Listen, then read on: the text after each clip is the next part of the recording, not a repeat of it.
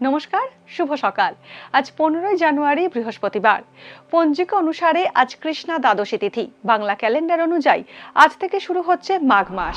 কর্কট, সিংহ ও কন্যা রাশির জাতকদের ভাগ্যে আজ কি আছে জেনে নিন।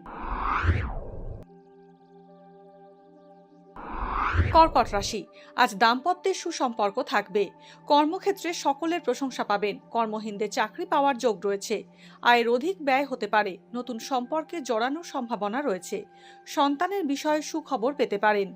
দূরবর্তী স্থানে ভ্রমণের সম্ভাবনা আছে। সিংহ রাশি, আজ পারিবারিক সমস্যা অনেকাংশে কম হতে পারে। আচমকা অর্থপ্রাপ্তির যোগ রয়েছে। রাজনীতিবিদদের জনসংযোগ ও সুনাম বাড়বে।